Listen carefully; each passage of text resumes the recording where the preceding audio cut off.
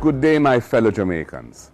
Today we come together in observance of Labor Day 2025 under the theme, Protect the Environment, Our Land, Our Duty, Our Future. We must do so as one people, with one purpose, as this is a theme that should resonate deeply with us all. We know that this island on which we live, the rivers that flow through our valleys, the mountains that rise above our cities and towns, and the seas that surround us are not just beautiful scenery, they are our birthright, the foundation of our future, and our responsibility to protect and preserve for generations to come. This year's slogan, Jamaica Nice, Protect with Paradise, is a rallying cry that reminds us that our beautiful country is a gift from God that we cannot take for granted. Labor Day is a time when we roll up our sleeves and come together as one nation in the spirit of service. This year, that spirit requires us to dedicate our efforts to protecting our natural environment, the very air we breathe, the forests, rivers, beaches, coral reefs and other marine ecosystems, the aquifers underground that collect and store our water resources, and the unique, precious biodiversity that is truly irreplaceable. Jamaica Nice, Protect with Paradise reminds us that our island is a national treasure and a global gem.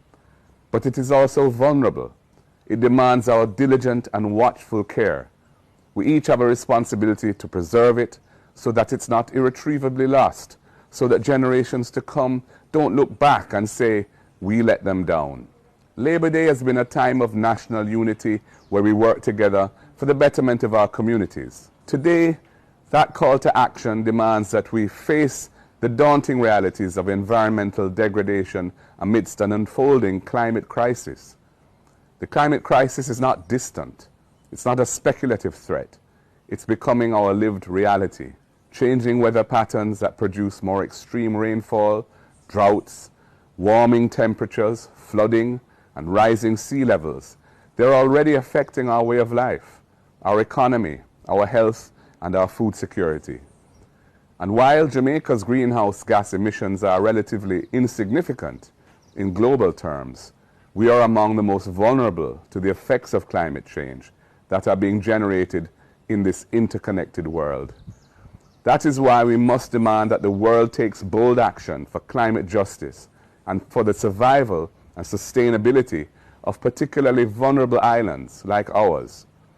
We must recognize that climate justice has become a fundamental element of social justice.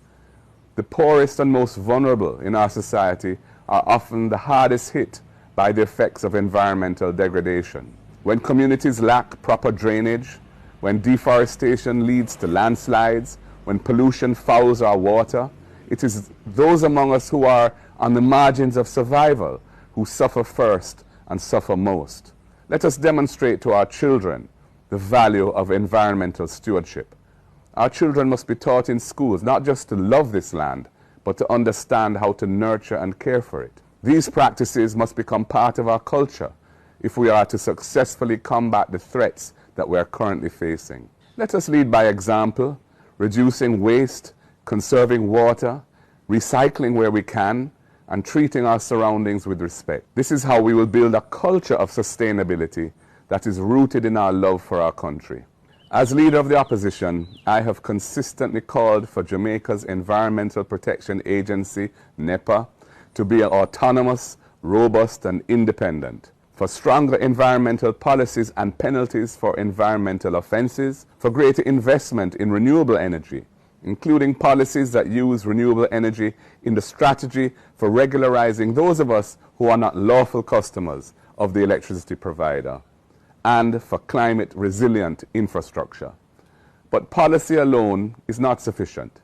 We must act, not only in the interests of the environment, but to meet the demands of equity and fairness in our society. So today, as thousands of Jamaicans paint our schools, clean gullies, plant trees, restore playgrounds, and beautify public spaces across our country, I salute you. You are doing the work of nation building, work that improves the physical environment and uplifts the spirit of unity and purpose that is the foundation of Jamaica's greatness.